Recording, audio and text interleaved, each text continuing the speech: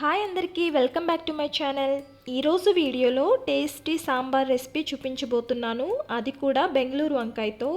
ఈ సాంబార్కి ఎటువంటి మసాలా కూడా అవసరం లేదు, చాలా ఈజీగా చేసేసుకోవచ్చు. ఇంకా లేట్ చేయకుండా రెసిపీ స్టార్ట్ చేసేద్దామా?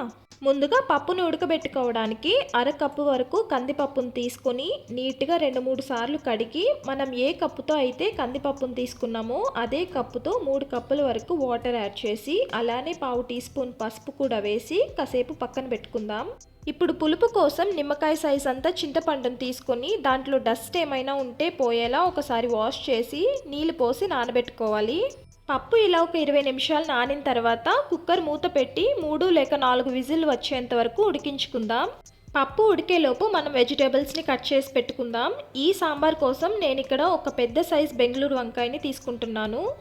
దీన్ని నీట్గా వాష్ చేసుకొని పైనుండే చెక్కునంతా ఈ విధంగా పీల్ చేసుకోవాలి. ఇప్పుడు ఈ బెంగళూరు వంకాయని ఇలా 2 ముక్కలుగా కట్ చేసుకొని లోపల ఉండే సీడ్ని రిమూవ్ చేసేయాలి, లేకపోతే కూరలో వేసిన తర్వాత కూర చేదొస్తుంది. ఇలా 2 ముక్కల్లో సీడ్ని రిమూవ్ చేసిన తర్వాత ఇప్పుడు కట్ చేసుకుందాం. మనం సాంబార్లోకి వేస్తున్నాం కాబట్టి కొంచెం ఇలా పెద్ద ముక్కలుగా కట్ చేసుకోవాలి. అలానే ఉల్లిపాయ, టమాటా, పచ్చిమిరపకాయలతో పాటుగా క్యారెట్, బీన్స్ని కూడా ఇలా కట్ చేసి పెట్టుకున్నాను. ఇవన్నీ కట్ చేసుకునేలోపు కుక్కర్ విజిల్స్ కూడా వచ్చేసాయి. ప్రెషర్ అంతా రిలీజ్ అయిన తర్వాత మూత తీసి పప్పును బాగా మెత్తగా మ్యాష్ చేసి తీసుకుందాం. పప్పు మెత్తగా మ్యాష్ చేసుకుంటే సాంబార్లో బాగా మిక్స్ అయిపోతుంది, లేదంటే పప్పు అంతా అడుగున ఉండిపోతుంది. ఈ విధంగా మ్యాష్ చేసుకొని పక్కన పెట్టుకుందాం. ఇప్పుడు స్టవ్ ఆన్ చేసి కడాయి పెట్టుకొని 2 స్పూన్స్ ఆయిల్ వేసుకోవాలి. నూనె కాగిన తర్వాత ఆవాలు, మెంతులు, జీలకర్ర, 2 ఎండుమిరపకాయలు, 3 వెల్లుల్లి రెబ్బలు దంచి వేసుకుందాం. అలానే 2 రెమ్మల కరివేపాకు కూడా వేసి ఇవన్నీ వేగిన తర్వాత కట్ చేసి పెట్టుకున్న ఉల్లిపాయ ముక్కలు, పచ్చిమిరపకాయలు కూడా వేసి వేయించాలి. ఈ ఉల్లిపాయ ముక్కలు వేగిన తర్వాత కట్ చేసిన టమాటా ముక్కలు కూడా ఇందులో వేసుకుందాం. టమాటా ముక్కలు బాగా వేగి కొంచెం సాఫ్ట్గా అయిన తర్వాత బెంగళూరు వంకాయ ముక్కలు, అలానే బీన్స్, క్యారెట్ ముక్కలు కూడా వేసి మన రుచికి సరిపడా ఉప్పు, కొద్దిగా పసుపు వేసుకోవాలి. ఇలా కలుపుతూ ఈ ముక్కలు కొంచెం సేపు ఆయిల్లో వేయించుకుందాం. ముక్కలు కొంచెం వేగిన తర్వాత మన కారానికి తగ్గట్టు కారం, అలానే 1/2 స్పూన్ ధనియాల పొడిని వేసి వేయించాలి.